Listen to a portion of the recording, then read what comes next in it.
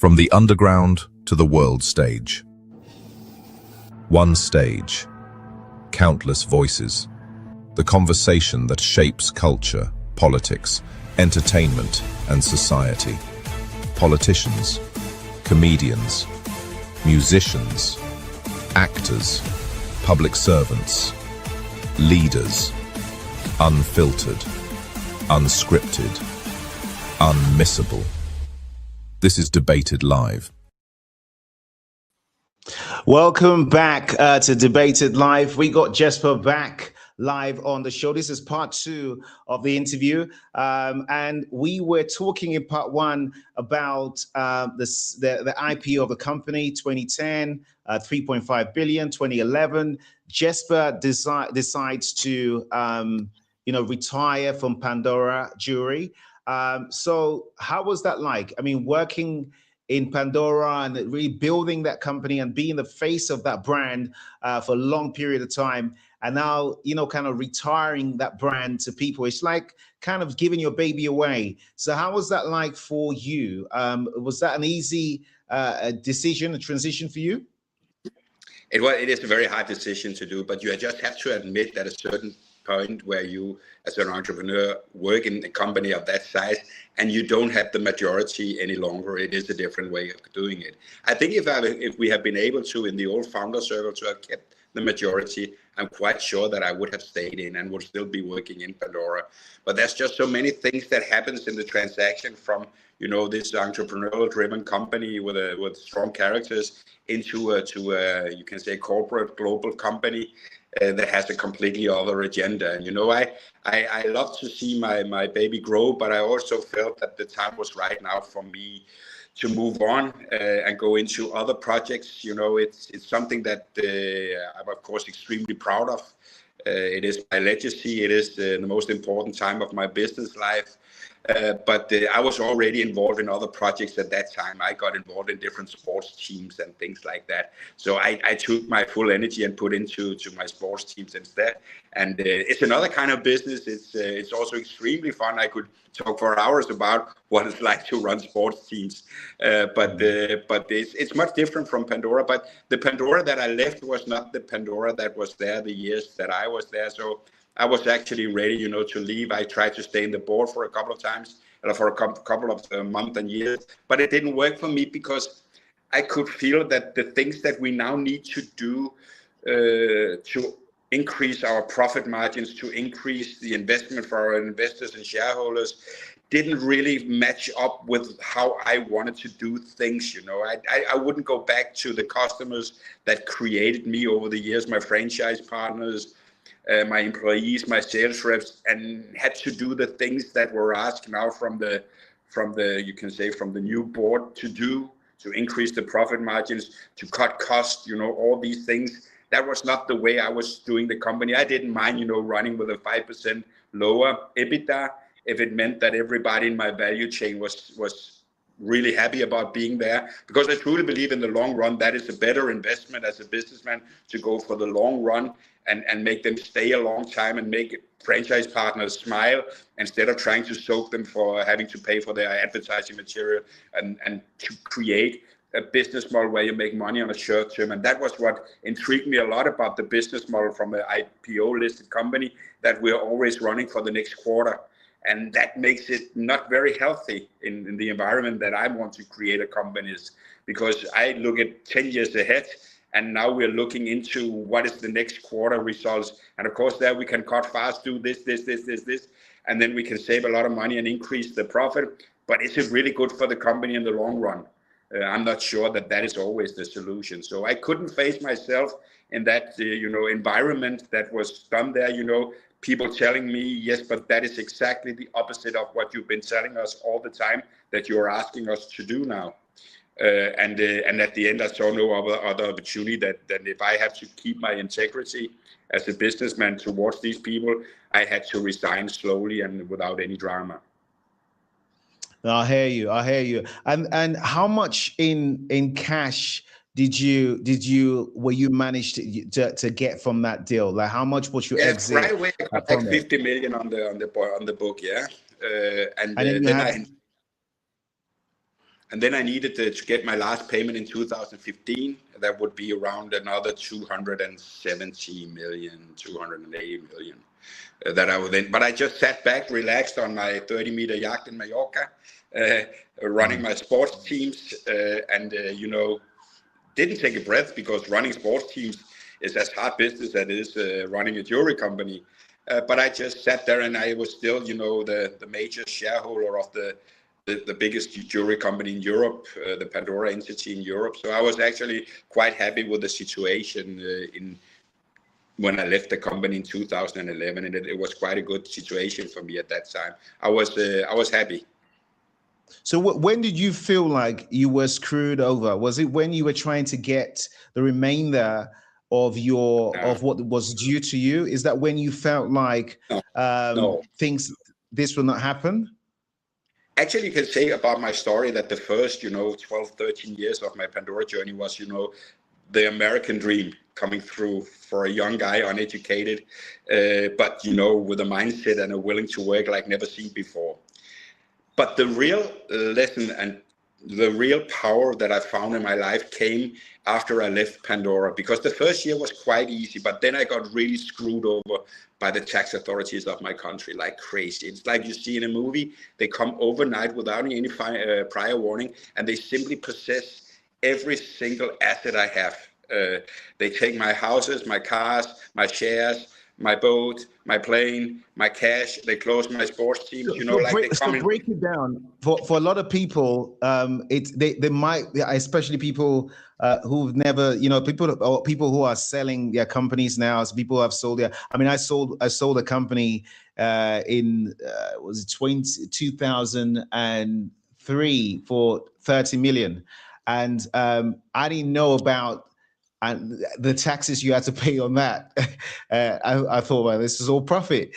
So a lot of people, especially entrepreneurs, again, this is not stuff you're taught at school. When you're negotiating, you're not negotiating and bearing in mind how much tax you're going to have to pay for that tax, obviously, that the government shouldn't be getting, right? Because this is your hard-earned sweat.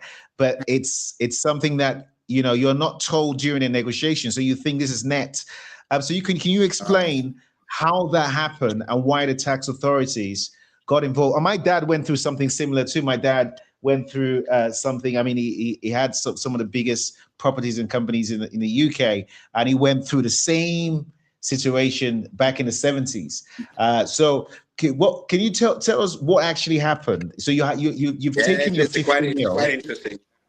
It is like this, that in Denmark is a very taxed country. It's not a secret. We have a very high income tax. We have a high tax of everything.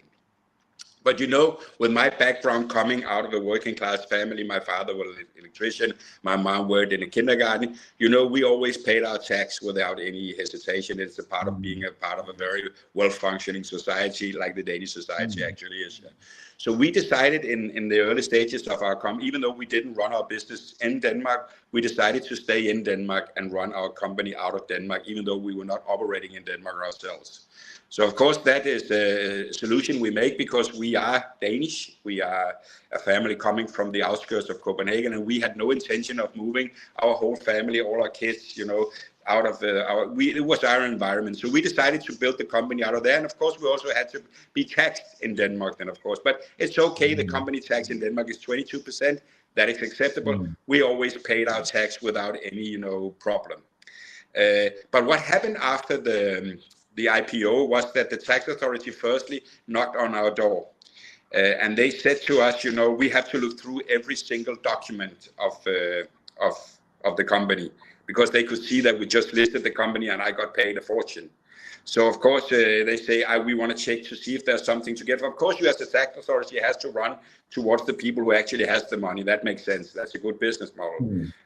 And I said, of course you can come in. We just had the two due diligence made. Once when the equity took over my entity of Pandora, and secondly, before we listed on the IPO, it's huge exercises where we do a full IPO, we do a full due diligence, and everybody had no comments to my company at all. Everything was fine. So I was not afraid when they came from the tax authority to say, open my books, come and have a look. I have no problem. But the problem was not the tax that they were looking for. The problem was, and that is actually what made my story so crazy, was that they invented a test case on me, where they said I have to be taxed from things that were not stated in the tax regulation.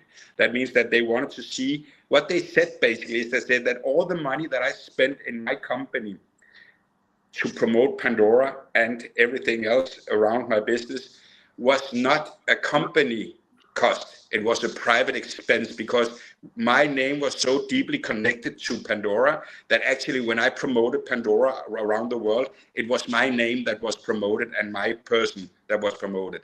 And that means, of course, completely insane. But that was the argument for doing that. So instead of me being able to tax deduct all my marketing costs for the last many years, they put it into me as a personal income, meaning I need to be taxed from that money, and I couldn't deduct the VAT. And I said to them, are you fucking out of your mind? What are you talking about? Because that amount was insane, you know. And I said, I'm not going to play along with that ball. You can pick them up in court, these money, if you believe you can win it. And then they did it, you know, an ambush on me, basically, where they didn't sell us. And then suddenly they just came running from behind the 19th of July, 2012, and they possessed everything I had, took all my money. I had zero. And then they say to me, now you can fight us instead of us fighting you.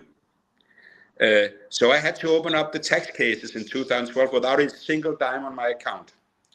And that is very tough, because it's very expensive to run. It was the two biggest private tax cases of my country ever.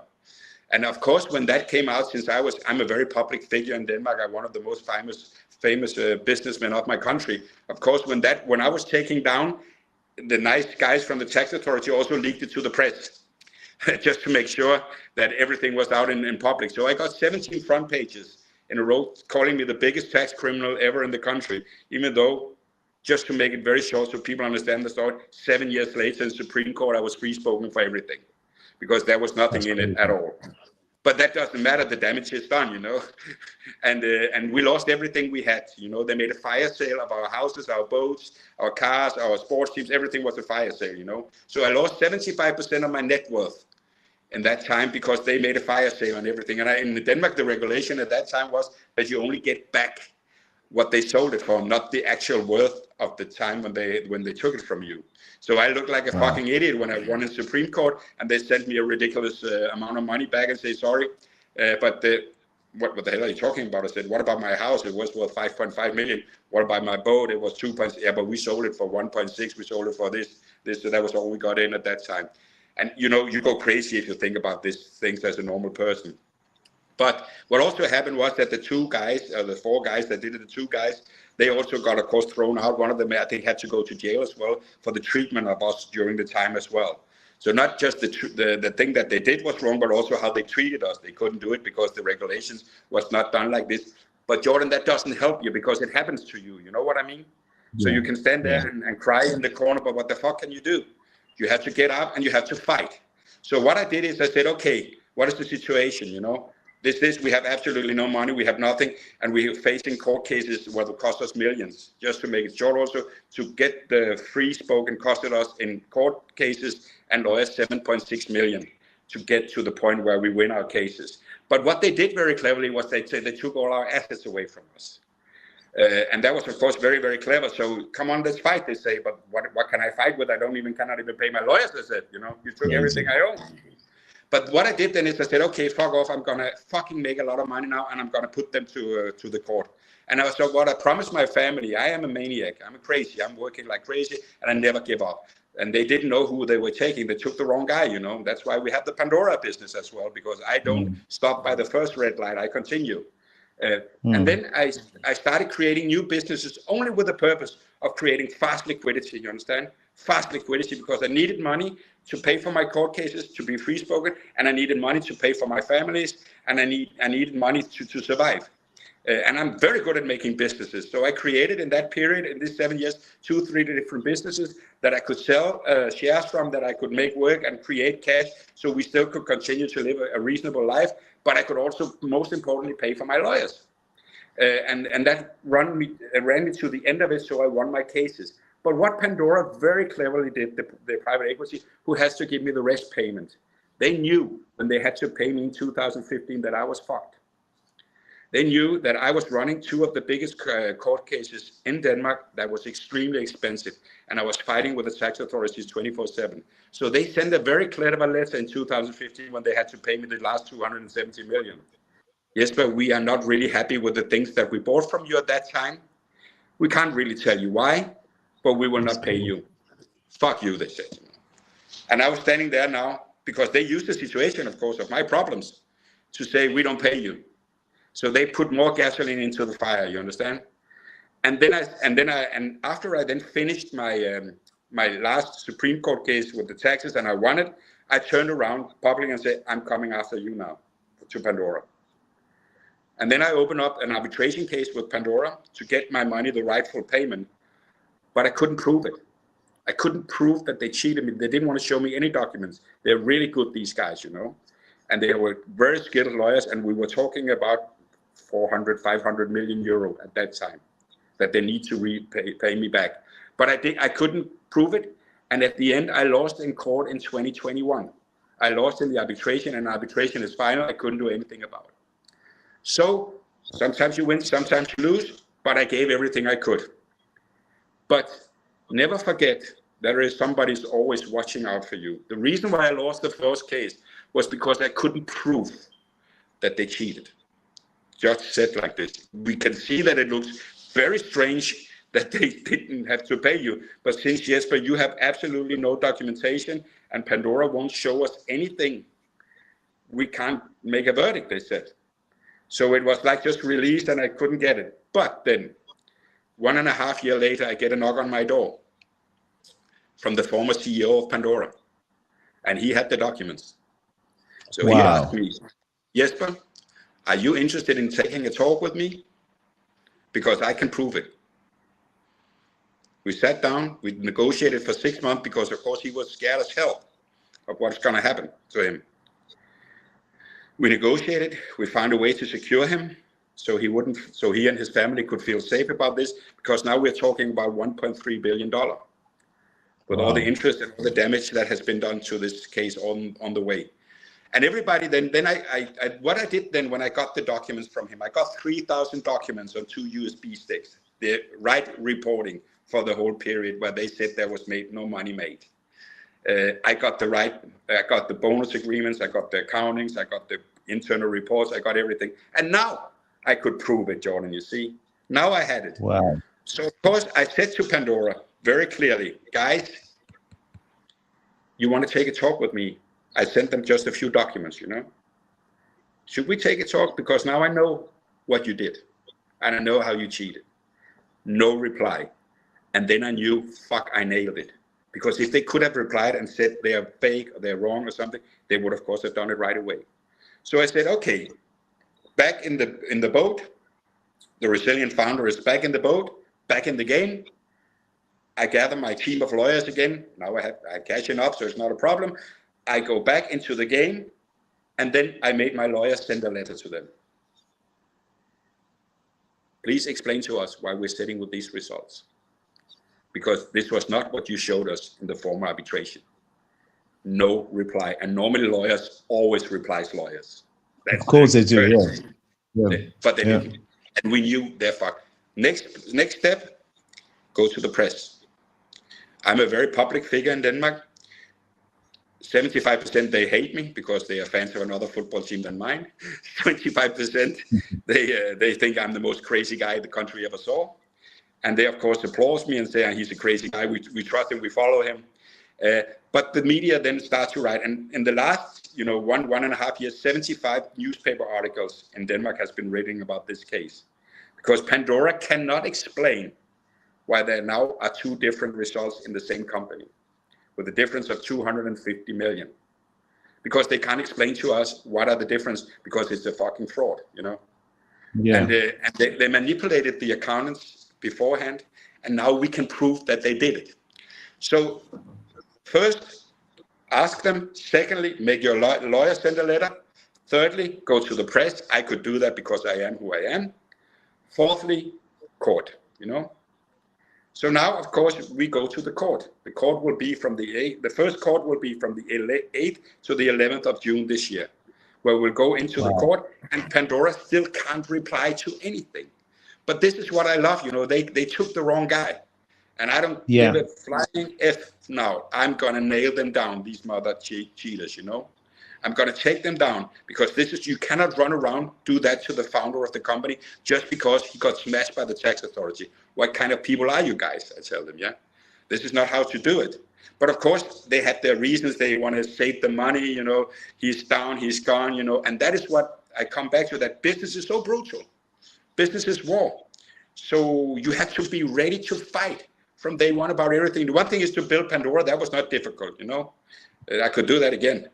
But to fight these cheaters, the authorities and the tax authorities, to beat them, that was a hell of a journey. I really had to use my entrepreneurial brain to the utmost. I've trained myself to be one of the most skilled lawyers ever, because I had to learn how to win these cases, So now, of course, I run a huge team of lawyers running these cases. 1.3 billion is a lot of money.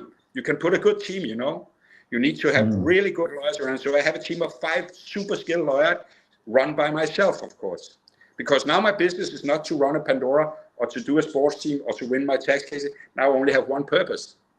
That is to win this case with Pandora. And they're trying everything. Everything. They're trying to freeze my accounts. They're blocking my social medias. It's so dirty, because this is so dangerous for everybody around us all. We know that. But I never shake. I go straight for the goal. And they can do all their legal tricks. I know them. They trained a monster. And I know exactly what I have to do on every step of the way to get in front of these judges again. Everybody told me, you can't get in front of the judges again. I can. Don't tell me what I can and what I cannot do. I can everything that I want. And that's, of course, what made me unique to many other people, is that one thing is to build Pandora and to build a top 100 global brand. That is already extreme. But to going through, to fight your own country through the 2 biggest tax cases, being taken down by them, and finally end up winning against them. Then just to find out that the company that you created from the people who bought from you, that they cheated you.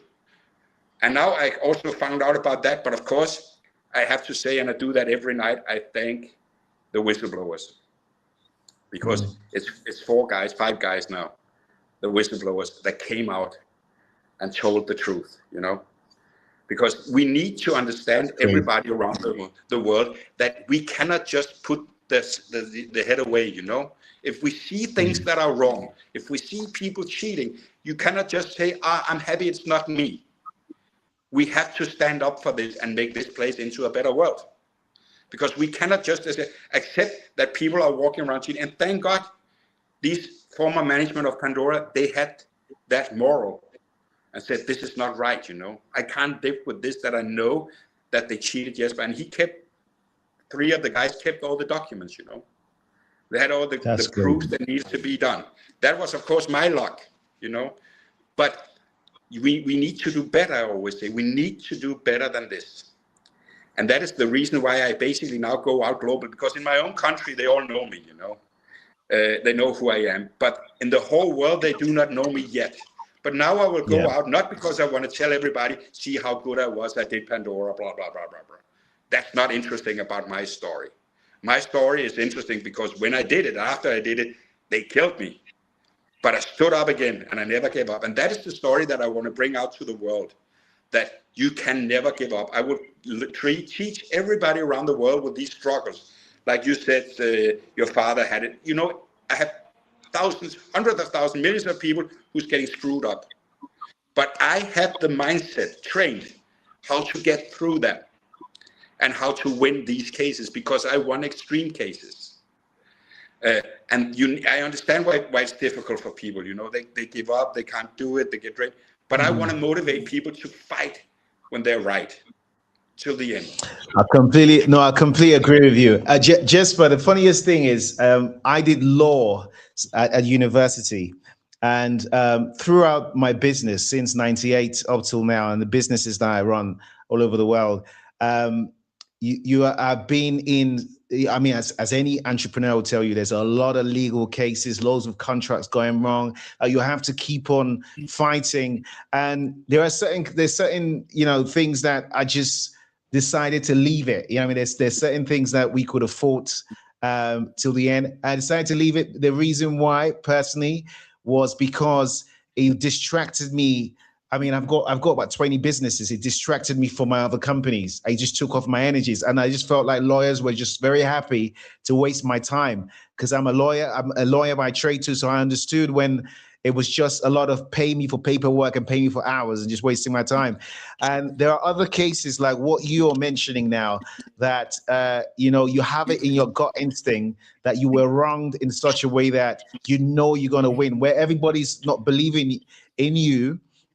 If you just stay on course, you're going to win. And I won't be surprised if they call you before June and try to settle or something like that, because, at some point, it's not going to be good PR for them, so at some point they might want to settle. But for you now, I always think about the goal after the goal. Say, for example, they call you before June and offer you, say, look, half a billion, or 270 million, or offer you what you're asking for, or you take it to court and you end up winning that case, which is something that you have in your vision board. You end up winning that case. What's the goal after the goal? Because sometimes, people put us through this negativity, and it's through this pain, and you go through this trauma of going through this thing, and then you end up winning it. And I've had cases like that when I end up winning it, and then you sit down, that you're happy, but you're like, damn, hey, it's just, it was too much. Because it's not like sports. You see, sports is different.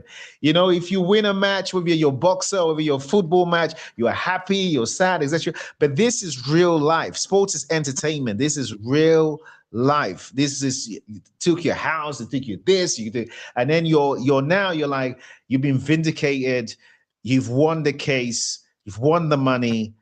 What's the goal after the goal? Do you think that far? Because I feel like it's so important, because psychologically, it can lead to depression if you've not thought that far, because you're thinking of winning, and then you actually win, and you sit down, you're like, some people are broken down. It's like the first time you get something crazy, like winning the lottery, like you win $500 million or $1 billion, and you're like, look at this. Then what happens next? Yeah, that's very, very, very good observation. And I can clearly hear that you have tried similar situations in your journey as well. So, you have been through this, because normally for people, it is not something that they would, look into and think about. But it's a good point, because since I won, my tax cases, and you're right, winning is a wrong word, because very often after I won my tax cases back in 18 and 19 in Denmark, people came to me and said, congratulations. Said, you don't have to congratulate me. I said, because I just won the right to keep my own money. And that costed me 75% of my net worth. So even though I was winning, I was still losing. So I didn't call the tax authority to open up the cases on me. It was something they invented. I didn't either ask Pandora and the equity that bought me to cheat on me and not give me the money. It was something they choose to do. So it's always actions, put against you that you have to fight for and make real. And of course, the victory is very, very important in that matter. And of course, you're right that they could call us. They could call me, and they could go in for a settlement. But I think it's very important to say that I'm a monster. I'm crazy. I admit it.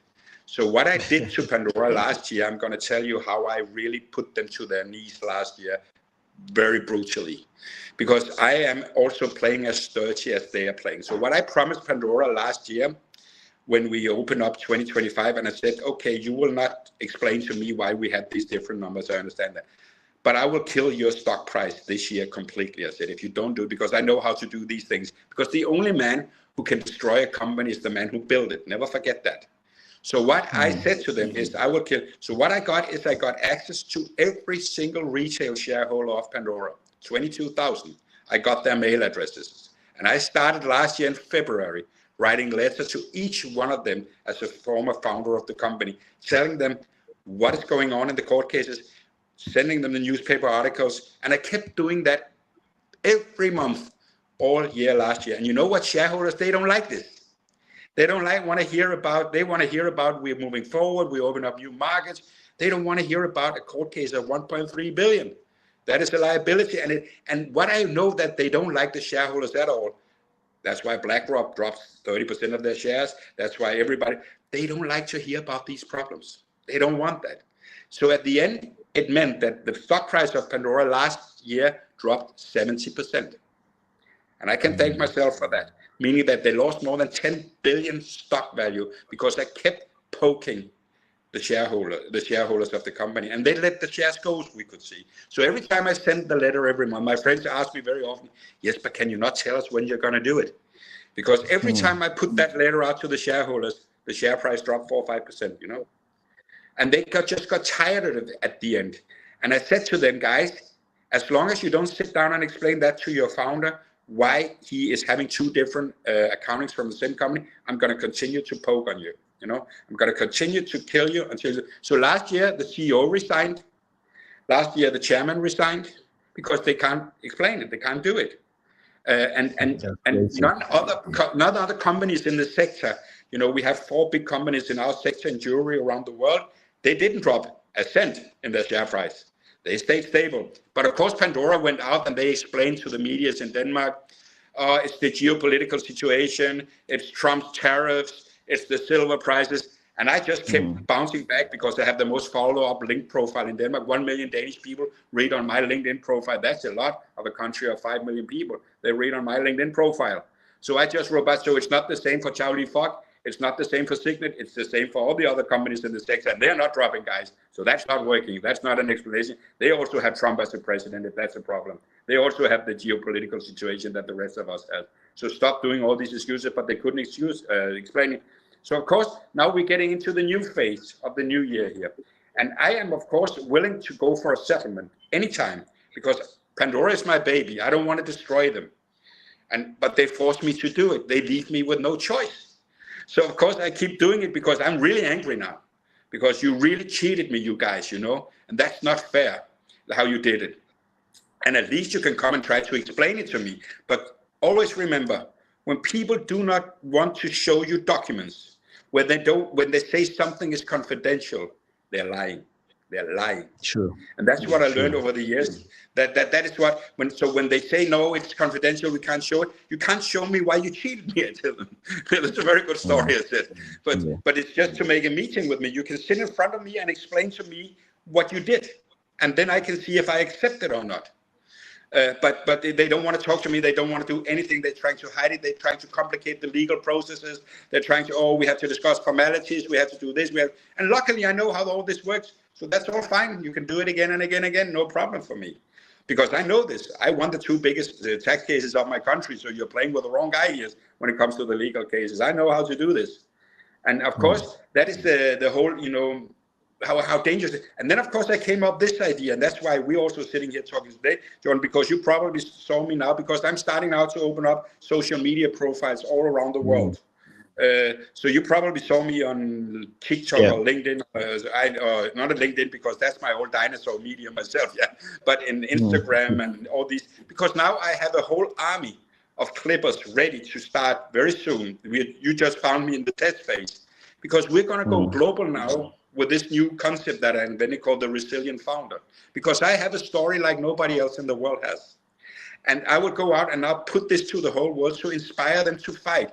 But at the same time, Pandora, of course, will hate me for that because I'll get billions of views around the world on all the social media platforms, Instagram, TikTok, Facebook, because I have a whole army of young guys sitting ready to post this everywhere around the world. We created 550 clips of me saying different things. And we created hundreds of different situations. So you're all going to see me in your feeds all year. You're going to get as tired as me as you are Donald Trump. Because I'm going to be in your feeds all the time with all my clippers and creators from all around the world, you know? And I never, in Denmark, I don't have to do anything because they all know me. But now I create a community called the Resilient Founder that is for free, of course, because I'm not here to do it for the money. I do it for free. And I want everybody to join me. But that's, of course, also to tell a story to Pandora and say, I have 5 million followers or 10 million or 15 million followers around the world. And they are also ready to fight against you because they do not accept that you are running around cheating. Because most of the court cases, you had that too, John, I problem, is you actually don't even want to run them because it's a waste of time, even though you're right. And that is what bad people are using against you, especially if they're big and they're rich. they will try to drain you slowly, you know. And I will look forward Well, to my true. victory.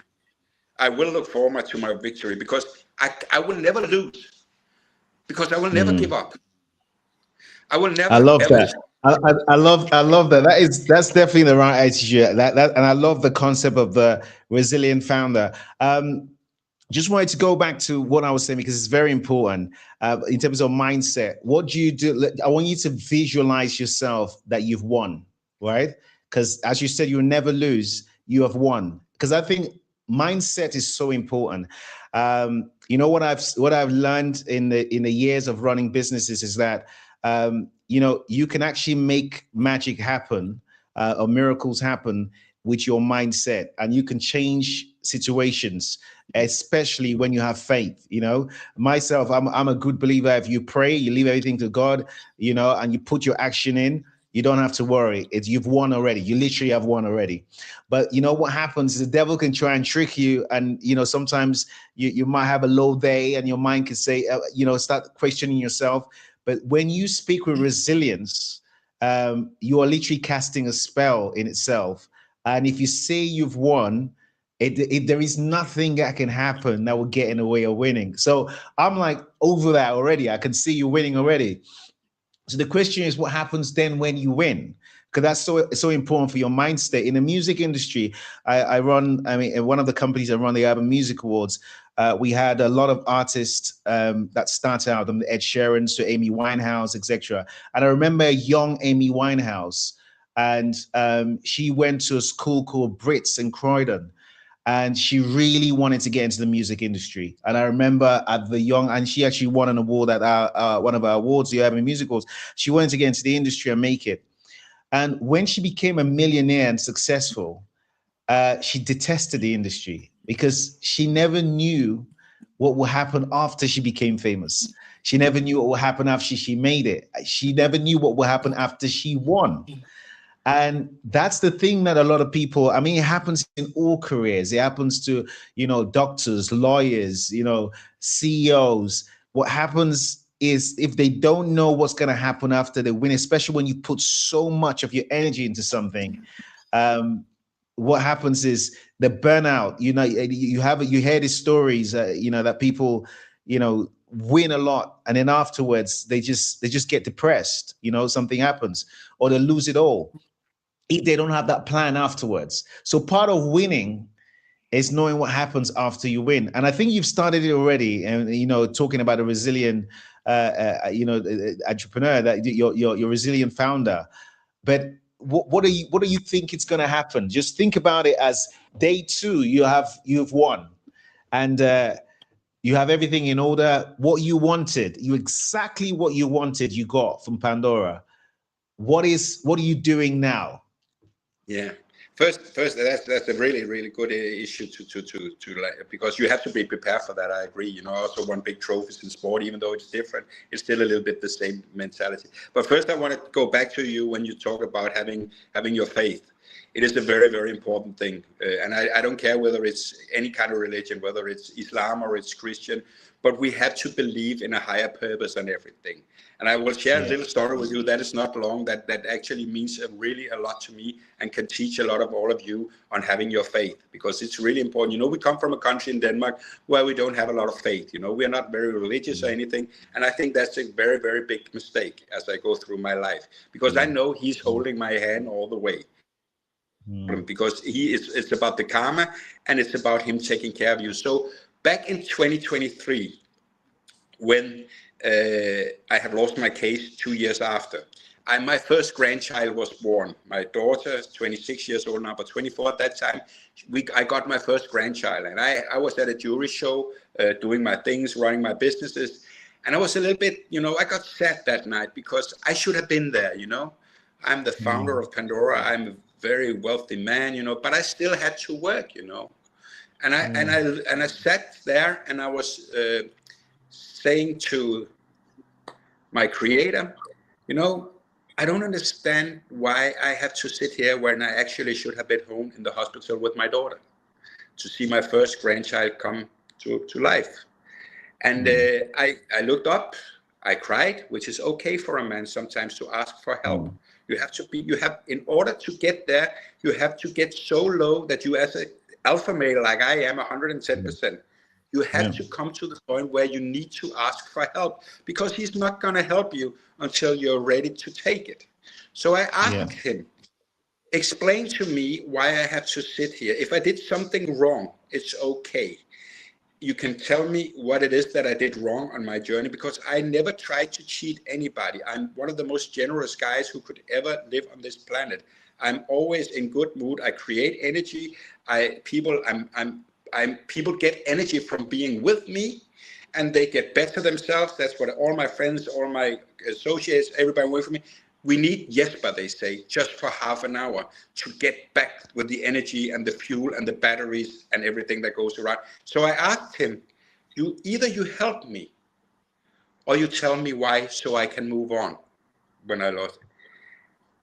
And who do you think called the next day? The founder of Pandora. The CEO. Wow. He called me. Wow. And he said, that's a miracle. It is a fucking miracle. And since that day, he took me by the hand and he showed me all the people I needed to talk to.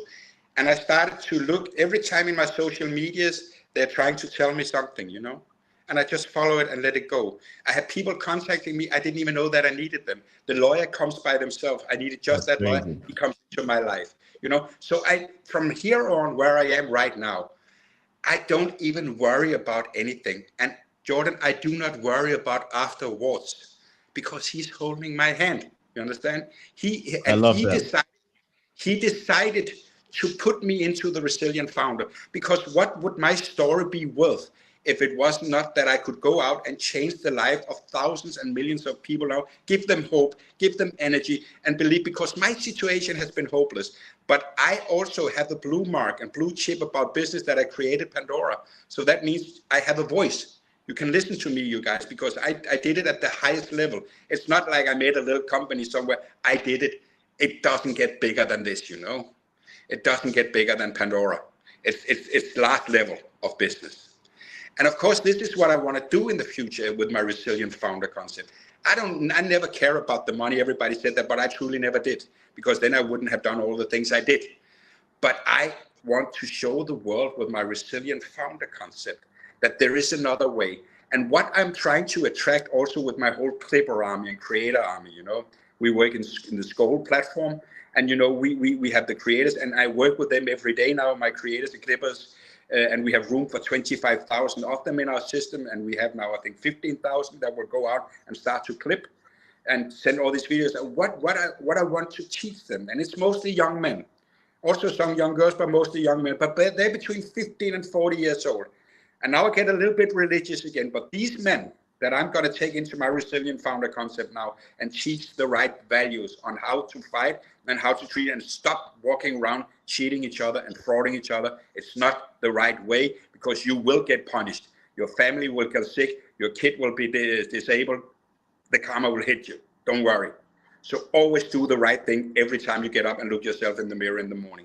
But these guys that I'm now taking under my arms now, under my wings as I move forward with the Resilient Founder concepts, they are between 15 and 40 years old. And you know what? That is the guys and the boys and the girls that's going to run this world in the future. So it's now we have to take them and talk to them, and we have to stop this mentality of walking around cheating each other, and it's all about the money, We have to stop teaching them these things. We have to teach them that they have to do things right, because I always did things right. I lived an extremely privileged life, visited 113 countries, had everything I could ever dream of in my life. I had tried everything you can imagine. I have nothing left on my bucket list whatsoever. But I only got all these things because I always did the things right. I never cheated. I never did things wrong towards anybody in my business life or anything. And that means that the creator, he holds my hand. But if you do things wrong and you cheat and you do all the things, he will let you walk alone. And then you will be living a miserable life in the long run. Because the guy who cheated me from the equity, he's the number one private equity guy in Denmark. You know what happened to him in 2019? He lost his wife of cancer. And I know why, That's not because it was a bad luck or anything. It was because he fucking did nothing else in this world but walking around cheating and betraying people every single day he went to work. And he got the punishment out of that, you know. And that is always That's what I crazy. say. Nothing, you know, we have been through crazy things in our lives, in my family, but we're all healthy. And we are standing together as a family like never before. And that is the most valuable thing you can take with you. We have such a strong and solid family. Everybody around. I have 5 kids, already 2 grandchildren. My mom and dad still lives, and they're in the business. My sister and my brother-in-law, and we're all healthy, you know. We are standing together, no fights, no family feuds, nothing. It's one unit, we're one person, and that is true love. And that's only because we always do things right. We never cheat, we never lie, and we always try to help people all around the world. And that is a resilient founding concept that the world has never seen before. We've seen the guy who comes and see how you get your Rolex. You think I had Rolexes. You know, you think I had a Lamborghini. You think I had a Lamborghini? Yeah. You think, you know, come on, guys. You know, I love that. I love everything you're saying. I love it because I just remember a story years ago. One of my one of my first cold cases was when this company was trying to take a property that was worth millions that I had bought, and they for some reason they had access, and they were going to take it because I defaulted. I was very young. I was in my 20s then. And they wanted millions for it. There was no way I could do it. They wanted to take the property from me. And I remember I sat in court waiting to get in. And my heart was beating and I was nervous. And I knew every document, every evidence they had, 100%, there was no way out. They would have taken this property. So I remembered going to the toilet and praying to God and saying, God, this is my prayer. I said, God, I want you to do a miracle where you confuse the lawyer so I get back this property. So they won't be able to take this property. So I went back. And then what happened was when we went in, the lawyer of the company trying to take this property had showed up very late. And when he showed up, while we were sat down, when they sworn us in, while we sat down, all the documents he had fell down the floor. So he's now looking for the documents to present his case, and he couldn't find the document. This is real happening. He's flustered. He doesn't know what to do. And then he's so flustered, he doesn't know what to do. And then the judge looks at me and gives me an eye like, what's going on? And I'm just like this. So this happened for 20 minutes, and the judge just said, adjourn case, closed case to him. You should have been prepared, and that was it. That case got dismissed, and that was one of the first miracles I saw God work in a massive way. So when you speak about the miracles, I completely get it. I completely get it. I also like what you're talking about, the Resilient Foundation, because I have a school, Uni Republic, for entrepreneurs. And I think it's so important to give back to entrepreneurs. In 2026, if you were to launch a jewelry brand, what would you do differently? Or would you go into a jewelry brand, and what would you do differently? Give me one minute. I don't see it, so give me the question one more time. If you were to launch a jewelry brand in 2026, what would you do differently? I think the most important thing is, of course, to understand now the scenario that we're living in today compared to where I lived in the old days. And even though I'm not the youngest guy anymore, I'm still very much, also because I have so many kids, following much along how things are, going on and working in the world. So there's no doubt that what the world could look into and what the world needs is a jewelry brand created online. That not over brick and mortar. That is, of course, the old traditional way. And even though I know that jewelry is, not the easiest, it's actually the most difficult product to sell online that there is, But I still think that if I would do it today, I would create a strong army of very, very influential people around the world, women who has huge follower groups, and then I would create some beautiful jewelry towards them, and I would make all these women, promote this brand globally, because we can nowadays reach a huge audience 100 times, maybe thousands of times faster than when I was building up Pandora in the old days. And there's no doubt that when I see in the clothing industry, you know, brands like Fashion or and all these you know, brands that are doing really, really well, you know, it is very, very you know, interesting to see what the online world and what the social media can do. I think it's extremely important. But we also know that the future of the social media is that everything will be much more individualized, that we will own our own data. We will have a lot of in the Web 3.0, you know, that's what we're looking into. So of course it's very, very interesting to see that. But I would definitely, you know, you can never create a new Pandora, I always say. I have that is my saying, but create something similar to that, because there is nothing like Pandora really out there in the world now. Swarovski tried at a certain time, they didn't succeed. We have the big Americans in signet jewelry, but that's more like a retail brand. We have Chow Li Fok in China, that is the big brand. But a real brand like Pandora in the jewelry industry in that segment doesn't really exist.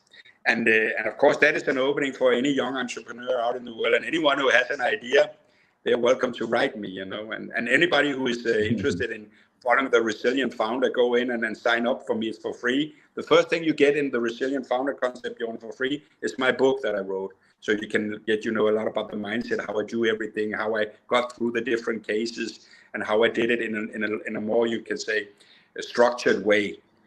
But that you will get for free, and then in the future you will be able to follow. And of course, also we want it to be a lot like a community where they can come with their own personal problems that we can give our takes on, you know.